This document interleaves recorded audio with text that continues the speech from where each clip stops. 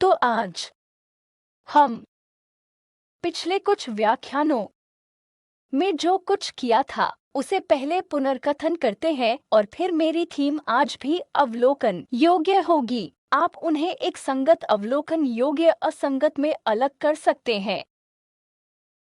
ठीक है, तो यह आज के व्याख्यान का विषय है। इससे पहले कि मैं इस पर आगे बढ़ूं, आइए कुछ ऐसी बातों का पुनरावलोकन करें जिन्हें हम जानते हैं। हिल्बर्ट स्पेस पर अभिनय करने वाले ऑपरेटर जो वेधशालाओं से मेल खाते हैं, गुण क्या है? इसलिए हमने कहा है कि लीनियर ऑपरेटर ओ हैट एक लीनियर ऑपरेटर है और आप एक फाइनाइट डायमेंशनल स्पेस में किसी प्रकार का प्रतिनिधित्व दे सकते हैं जिसमें ONM, फाई एम सही शामिल होगा। तो ये आधार का पूरा सेट है। आधार के पूर्ण सेट से हमारा क्या मतलब है? यह समेशन ओवर n है। यह n comma m summation over n phi n एक आइडेंटिटी ऑपरेटर है और सुविधा होगी तो हम उनका उपयोग ऑर्थोनॉर्मल होने के साथ साथ डेल्टा n m होने के लिए भी करेंगे। यदि आपके पास दो ऑपरेटर O1 और O2 हैं, तो यह जनरल रूप से O2 O1 के बराबर नहीं है। यह जनरल रूप से O2 O1 के बराबर नहीं है। और जब भी आपके पास अपने थ्योरी में प्रत्येक अवलोकन के उत्पाद होंगे तो एक हर्मिशियन ऑपरेटर द्वारा दिया जाएगा। ऑब्जर्वेबल्स हर्मिशियन ऑपरेटरों के अनुरूप हैं, तो उन्हें होना चाहिए O बराबर O डायगोनल कॉम्प्लेक्स कॉन्जुगेट और स्थानांतरण। यदि आप एक मैट्रिक्स प्रतिनिधित्व देते हैं, आपके पास दो हर्मिटियन ऑपरेटरों का प्रोडक्ट है।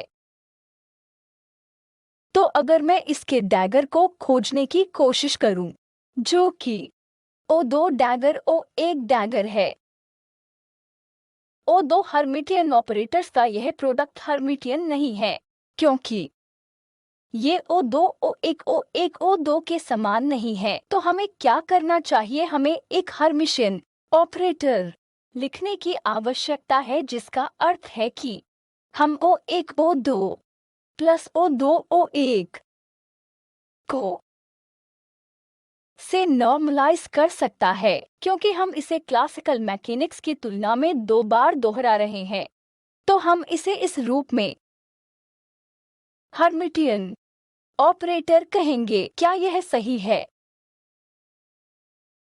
इसलिए जब भी आपको दो ऑपरेटरों के प्रोडक्ट का एक्सपेक्टेशन वैल्यू दिया जाता है, तो आपको यह ध्यान रखना होगा कि आपको यह सुनिश्चित करने की आवश्यकता है कि उत्पाद या तो वे दो ऑपरेटर कम्यूटिंग रहे हैं या वे दो ऑपरेटर कम्यूटिंग नहीं कर रहे हैं। यह वही है जो आपको याद रखना है। जैसे उदाहरण के लिए angular momentum R cross P है, तो अगर मैं इस LZ ऑपरेटर को लिखता हूं तो मैं इसे XPY YPX के रूप में कैसे लिखूंगा? लेकिन हम यहाँ ऑर्डरिंग क्यों नहीं करते हैं? क्लासिकल मैकेनिक्स नहीं, यह क्वांटम मैकेनिक्स है। हम अभी भी क्वांटम एंगुलर मोमेंटम ऑपरेटर को बिना जोड़े लिखते हैं APY XY। तो आपका X और PY वहाँ कम्यूटिंग ऑपरेटर हैं। यह तर्क तभी है जब O1 और O2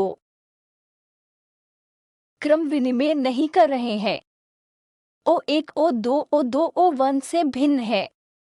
लेकिन यदि O1 O2 commuting O1 O2 O2 O1 के समान है, यह एक कम्यूटेटर की परिभाषा है। जब भी हम जानते हैं कि PY कंपोनेंट के साथ X है, तो हमें उनके बारे में चिंता करने की आवश्यकता नहीं है कि हमने अन्य के साथ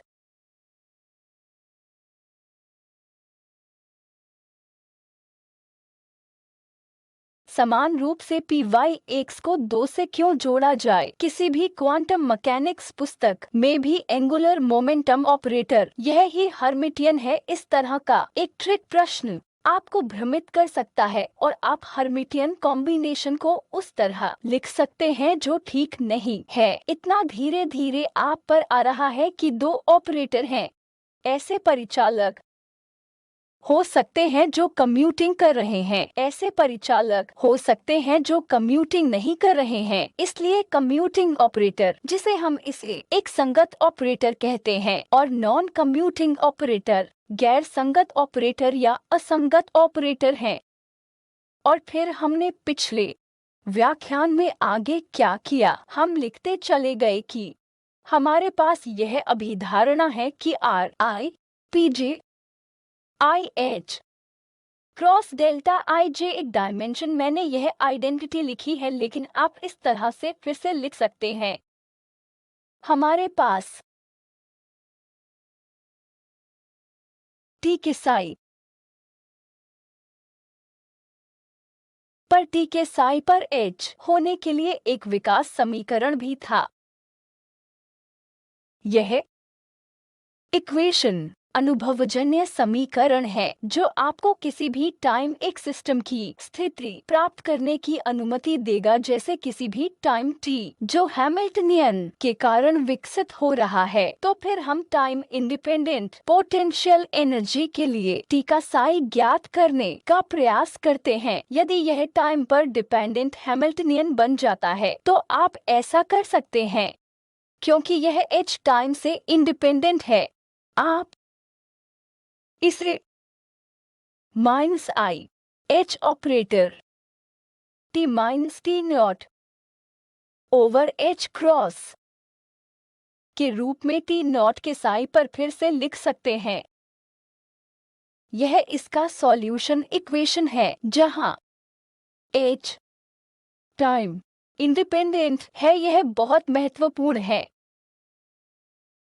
जो h के बराबर है, जो काइनेटिक एनर्जी से बना है, और पोटेंशियल एनर्जी। हम गैर सापेक्ष क्वांटम मैकेनिक्स कर रहे हैं, तो h p² ओवर 2m, और सिद्धांत में v यह एक टाइम पर डिपेंडेंट इलेक्ट्रिक क्षेत्र हो सकता है और इसी तरह। तो यह एक समस्या होगी, इसलिए यहाँ हम केवल x पर डिपेंडेंट होने पर विचार करने जा रहे हैं। शायद आप अन्य स्थितियों पर भी विचार कर सकते हैं जहाँ हम p डिपेंडेंट कर सकते हैं, लेकिन हाइड्रोजन एटम या हार्मोनिक ऑसिलेटर जैसी सरल प्रणालियों के लिए वे हमेशा टाइम इंडिपेंडेंट होते हैं। इसलिए ये केवल मेरे द्वारा ली गई डिपेंडेंट पोटेंशियल की स्थिति है, लेकिन आप क्षमता ले सकते हैं जो x और p के कार्य है। फिर भी इस बार एक अवस्था का विकास t पर अवस्था t से संबंधित है, न कि इस ऑपरेटर द्वारा जिसे ऑपरेटर का टाइम विकास कहा जाता है। तो time Vikas operator u of t अल्पविराम t0 क्या इसे -i h है t over h cross.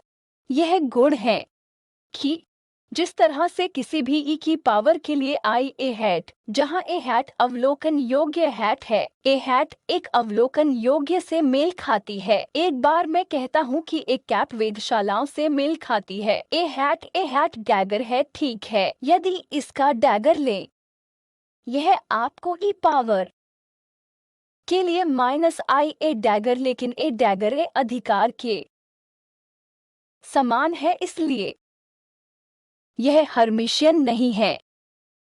I times Hermitian operator का एक्सपोनेंशियल हर्मिशियन ऑपरेटर नहीं है, लेकिन यह इस अतिरिक्त संपत्ति के रूप में e से i a डैगर है, जो e से i a है, जो आइडेंटिटी होने जा रहा है। लेकिन यह आप कर सकते हैं क्योंकि एक्सपोनेंशियल पावर ऑपरेटर इस ऑपरेटर के समान है। यह भी मैंने पिछली कक्षा में कहा था कि मान लीजिए e से i b hat dagger e से i a हैट, यह आप सभी के बराबर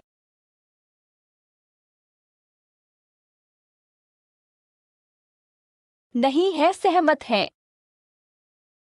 यह जनरल रूप से इसके बराबर नहीं है।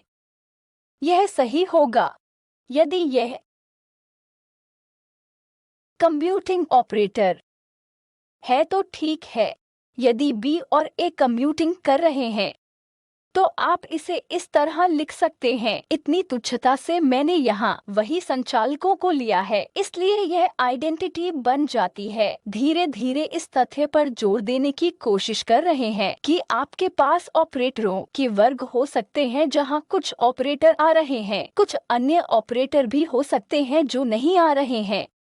यदि वे आपको ऑपरेटर के एक्सपोनेंशियल के उत्पाद लेते समय सावधान रहने के लिए नहीं ले जा रहे हैं, लेकिन यदि वे आ रहे हैं तो आप सीधे पावर के घातांक जोड़ सकते हैं। उसमें आप इसे ई के लिए आई लिख सकते हैं, ए ऑपरेटर का एफ, ई के लिए आई, ए ऑपरेटर। आप इसे ई को आई के रूप में फिर से लिख सकते हैं, ए ऑपरेटर का एफ प्लस ए ऑपरेटर इसकी अनुमति है। तो कुछ इन ऑपरेटरों के साथ खेल करते हैं। धारणा के साथ ऑर्डर मायने रखता है, बहुत महत्वपूर्ण है। ठीक है, इसलिए टाइम इवोल्यूशन ऑपरेटर जो मैंने यहाँ लिखा है इसे टाइम इवोल्यूशन ऑपरेटर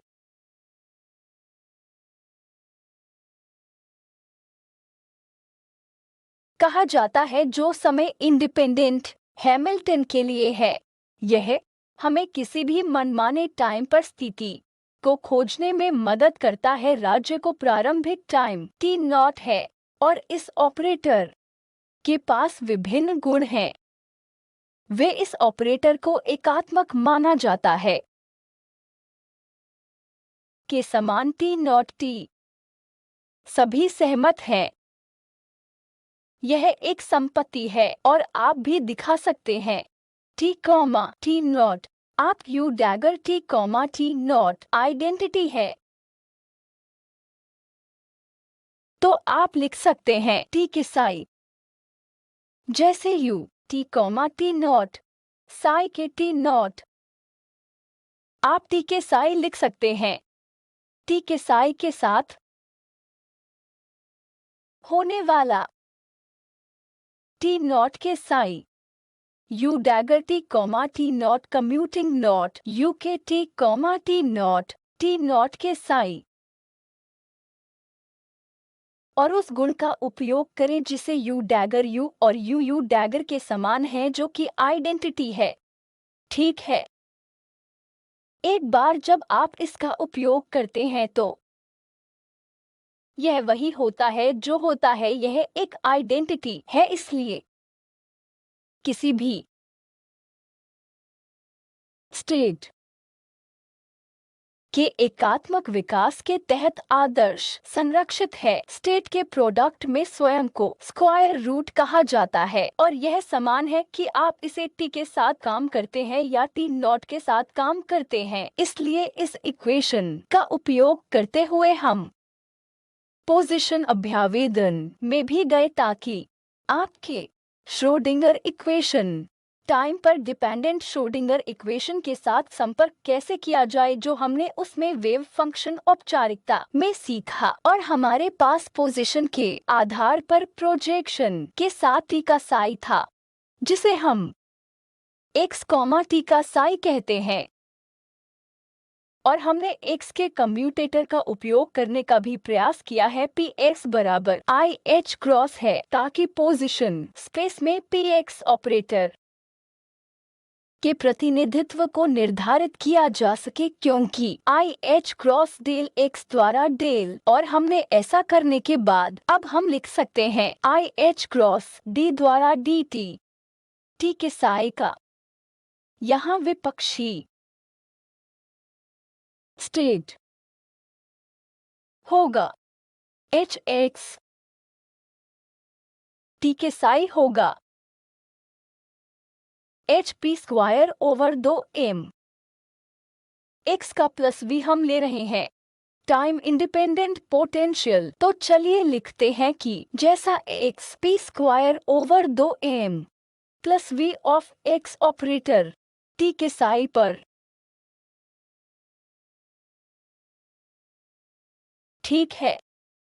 तो आप टी के साई पर x का यह v कर सकते हैं या आप x पर x का v भी संचालित कर सकते हैं, जिसे आप पसंद करेंगे, क्योंकि x ऑपरेटर मैं बता सकता हूं कि x यहाँ संचालित करना बेहतर है। और हम यह भी जानते हैं कि पोजीशन का प्रतिनिधित्व क्या है, मोमेंटम ऑपरेटर, ताकि हम इस पर काम कर सकें, ताकि हम फिर से लिख सकें। तो भले ही यह dy dt t के साई पर है और यह t इंडिपेंडेंट, हम इस p को i h क्रॉस के रूप में लिख सकते हैं। डेल बाई डेल t का टी के साई के साथ x का अनुमत है की अनुमति है, और यहाँ यह 2m से अधिक का माइनस h क्रॉस स्क्वायर है। अगर आप x और x नोट के साथ भ्रमित हो रहे हैं, हो सकता है कि आप यहाँ x नोट लगा सकते हैं। ठीक है, यह शायद स्पष्ट करेगा, इसलिए यहाँ कुछ विशिष्ट पोजीशन x नोट डाल सकता है। एक पॉइंट चुने x नोट, तो यह होगा डेल चुकता द्वारा डेल x नॉट चुकता x नॉट पर t के साई के साथ है प्लस v का x नॉट है। अब सभी नंबर आइगन वैल्यू x के साथ t के साई के साथ सहमत नहीं है, और हमने x को t के साई के साथ नहीं या x को xt के साई के साथ परिभाषित किया है। इसलिए हम जो पुनः पेश करते हैं वह पोजीशन x पर आपका वेव फंक्शन है, और यह परिचित डिफरेंशियल इक्वेशन है। इसलिए आप वेव फंक्शन फॉर्मुलिज्म में अध्ययन कर रहे हैं, जिसे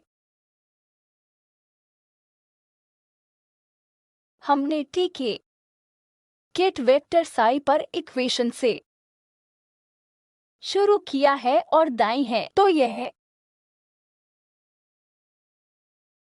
आपके टाइम पर डिपेंडेंट श्रोडिंगर इक्वेशन स्क्रोडिंगर समीकरण के अलावा और कुछ नहीं है, जो पोजीशन स्पेस वेव फंक्शन के लिए है। हम इसे पोजीशन स्पेस वेव फंक्शन के रूप में नहीं कहते हैं, क्योंकि आप यांत्रिक रूप से वेव फंक्शन करते हैं जो कि पोजीशन स्पेस में होता है। लेकिन इस विशेष अभ्यास में आप कह सकते हैं कि यह पोजीशन स्पेस के लिए टाइम डिपेंडेंट श्रोडिंगर इक्वेशन है। इसलिए जब भी मैं आपको ए ऑपरेटर देता हूं, तो आप कोशिश कर सकते हैं और कह सकते हैं कि मैं आधार के पूरे सेट को फाई 1 से फाई n तक और ए पर फाई 1, ए पर फाई 2, क्या लैम्ब्डा 2 फाई 2 और आगे भी। तो इस आधार को क्या कहा जाता है? इसे आधार का एक पूरा सेट कहा जाता है। यदि ऐसा होता है कि ए ऑपरेटर आधार पर आपको आइगन वैल्यू इक्वेशन देता है, तो हम इसे ए ऑपरेटर का आइगन वैल्यू आधार और इसके आइगन वैल्यू का सेट कहते हैं। आमतौर पर जब मैंने एक ऑपरेटर के एक्सपेक्टेशन वैल्यू को खोजने के लिए कहा, मान लीजिए कि मैं आपसे उम्मीद मूल्य पूछता हूँ। ए ऑपरेटर स्टेट में टी टाइम पर यह टी की कुछ मनमानी स्टेट साई में होता है। आदर्श रूप से आपको आधार आइडेंटिटी ऑपरेटर का पूरा सेट सम्मिलित करना चाहिए, जो कि एक ऑपरेटर का एक आइजन बेस है, ताकि आप आगे बढ़ सकें। यह वही है जो हमने पहले किया था जब हम पोजीशन के आधार पर श्रोडिंगर इक्वेशन प्राप्त करने का प्रयास करते हैं। तो एक्स ऑपरेटर का v स्थिति पर पोजीशन x नॉट का v है x नॉट पर। इसलिए हम राज्य के आधार पर सुविधाजनक स्थिति में गए हमारी गणना करने के लिए। मान लीजिए कि आपके पास एक अमूर्त ऑपरेटर है, ये आप उस ऑपरेटर के आइगन बेसिस पर जाने की कोशिश करते हैं और चीजें आसान हो जाएंगी। आप किसी अन्य आधार पर भी काम कर सकते हैं जहां यह एक फाइनाइट डायमेंशनल वेक्टर स्पेस के लिए है, जहां यह एक डायगोनल मैट्रिक्स है जिसे डायगोनल मैट्रिक्स की आवश्यकता नहीं है। लेकिन अगर आप डायगोनल मैट्रिक्स में जाते हैं तो चीजें सरल हो जाएंगी। करूंगी। आप अभी भी पा सकते हैं कि मैं किसी भी ऑपरेटर का आइगन बेसिस कर सकता हूं जिसे आप सम्मिलित करना शुरू कर सकते हैं। तो मैं जो कहना चाह रहा हूं वह है, यदि आप इसे खोजना चाहते हैं तो मैं टी का साई लिख सकता हूं। ए ऑपरेटर फाई इन टी के साई और एन से समेशन योग। तो यह पूरा सेट बताता है जिसे मैंने ठीक से पेश किया। फिर टी फाई इन के एन साई पर योग को सरल करता है और आप एक लैम्डा एन बाहर रख सकते हैं। ए पर फाई एन लैम्डा एन है और फिर आपके पास एक होगा टी के पाई एन साई है। अब क्या हम इसे एन फाई एन के समेशन द्वारा हटा सकते हैं, क्योंकि आइडेंटिटी संभव नहीं है। क्योंकि एक लेम्डा एन आइगन वैल्यू है। लेकिन फिर यह आप जानते हैं कि यह क्या है? यह स्टेट साई की प्रोबेबिलिटी है कि आपके पास एक विशिष्ट एनर्जी या एक operator eigenvalue lambda n के रूप में है जिसे आप कह सकते हैं कि कोएफिशिएंट है, और यह उस कोएफिशिएंट का तारा होगा। यदि मान लें कि आप n c n phi n पर समेशन के रूप में टी का साई लिखते हैं, तो अब आप प्रत्येक ऑपरेटर के लिए टी डिपेंडेंस कहाँ रखेंगे? यदि आप टी डिपेंडेंस नहीं डालते हैं तो आप आधार स्थिति खोजने का प्रयास करेंगे जो टी डिपेंडेंस को वहन करेगा। सी एन टाइम से इंडिपेंडेंट होगा या यह टाइम पर डिपेंडेंट होगा। जनरल, आप टाइम पर डिपेंडेंट स्टेट बनाना चाहते हैं और आप टाइम इंडिपेंडेंट आधार लिखते हैं और कोएफिशिएंट टाइम डिपेंडेंस को वहन करेगा। तो अगर आप इसे लेते हैं तो आप जानते हैं कि यह क्या है? टी का यह सी एन स्टार क्या है और टी के इस सी एन के बारे में क्या है? तो यहीं से आप टी के सी एन को साई के साथ फाई एन के रूप में लिख सकते हैं। क्या यह सीधा है कि आप इसे देख सकते हैं? ये वे तरकीबें हैं जिनका आपको उपयोग करना है जब आप गणना करते हैं। तो ऑपरेटर के आधार पर जाते हैं और इस आइगन बेसिस का उपयोग करने का प्रयास करते हैं। अधिकांश टाइम हमें गणना को सरल बनाना चाहिए। इसका मतलब है कि आप हमेशा एक विशेष आधार पर जा सकते हैं जो आधार पर निर्भर करता है कि आप कौन सी गणना करते हैं। अगर मान लें कि मेरे पास एक हैमिल्टनियन है जहां पोटेंशियल एनर्जी केवल मोमेंटम पर डिपेंडेंट थी, तो आप क्या करेंगे जो मोमेंटम को सही तरीके से काम करने के लिए सुविधाजनक है? अगर मान लें कि मेरे पास एक हैमिल्टनियन है जो 2m वर्ग से अधिक p वर्ग है प्लस v के p मान लीजिए, तो आप मोमेंटम के आधार पर काम कर सकते हैं। समान रूप से आप हार्मोनिक ऑसिलेटर लेते हैं। आपने 2m प्लस आधा के x स्क्वायर पर p स्क्वायर किया है। पहले के मामले में हम संवेग के लिए पोजीशन स्पेस मोमेंटम लिखने का प्रयास करते हैं, लेकिन यहाँ p और x दोनों क्वाड्रेटिक हैं।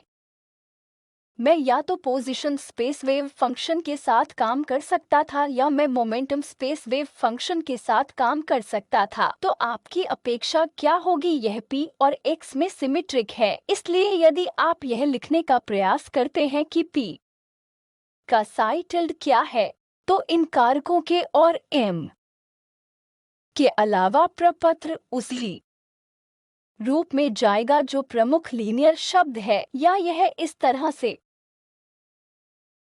जाएगा कि आपके पास p का h n होगा m और k के उन कारकों के अलावा जो इसे उचित रूप से डायमेंशनलेस बनाने के लिए आवश्यक है। आप उसी चीज की अपेक्षा करते हैं, क्योंकि श्रोडिंगर जहां आपने डेल x स्क्वायर द्वारा डेल स्क्वायर किया था, यदि आप मोमेंटम स्पेस पर जाते हैं तो डेल p स्क्वायर द्वारा डेल स्क्वायर होगा। इसलिए क्योंकि दोनों के बीच सिमेट्री क्वाड्रेटिक होने के कारण आप या तो पोजीशन स्पेस या मोमेंटम स्पेस में काम कर सकते हैं। लेकिन अगर मैंने x का v दिया था जो कि कुछ मनमाना फंक्शन है है तो वह चाल काम नहीं करती है, तो dx द्वारा d स्क्वेयर्ड के रूप में उपयोग की जाने वाली पोजीशन में जाएगा। यहाँ क्योंकि p और x के बीच सिमेट्री संयोग से खेल सकती है, यह सिमेट्री भी p की तरह हो सकती है और x फेज स्पेस वेरिएबल्स के क्लासिकल मैकेनिक्स में है। तो यह ऐसा है जैसे आप किसी प्रकार का परिवर्तन करते हैं, फेज स्पेस में भी चक्कर लगाते हैं। यदि आप m को 1 के बराबर और k को 1 के बराबर रखते हैं तो ऐसा लगता है कि आप क्लासिकल मैकेनिक्स में p square plus x square को विशिष्ट एनर्जी बनाना चाहते हैं। हम फ्री स्पेस में रोटेशन करते हैं, इसलिए बहुत सारी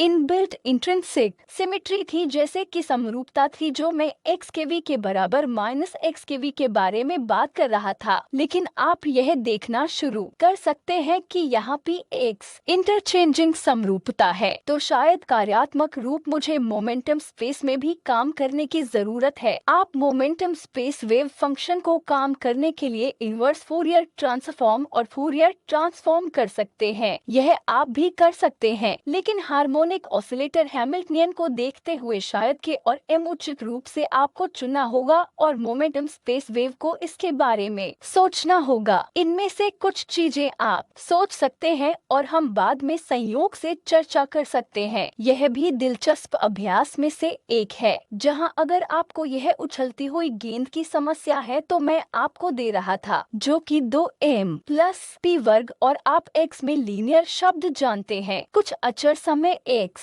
या कांस्टेंट समय z p z स्क्वायर को 2m से अधिक मान लेते हैं। यह एक डायमेंशन समस्या है। कौन सा आधार सुविधाजनक है? यदि आप मोमेंटम स्पेस पर जाते हैं तो यह पहला क्रम डिफरेंशियल इक्वेशन बन जाता है और फिर आप इसे हल करने में सक्षम होंगे। गति स्पेस का पता लगाएं और फिर पोजीशन स्पेस प्राप्त करने के लिए इनवर्स फूरियर ट्रांसफॉर्म करें। इसलिए उनमें से कुछ का आप फायदा उठा सकते हैं कि किस आधार को चुनना है। यह स्थिति और सुविधा पर निर्भर करता है और सभी आधार, जो भी आधार आप करते हैं और गणना करते हैं, गणना सही होनी चाहिए, क्योंकि एक अन्य व्यक्ति जिसका एक अलग आधार है और आपका उत्तर आप इसे एक परिवर्तन द्वारा जोड़ सकते हैं जो एक आधार को दूसरे से संबंधित करता है। वह भी हमने डायमेंशनल लीनियर वेक्टर स्पेस में देखा है।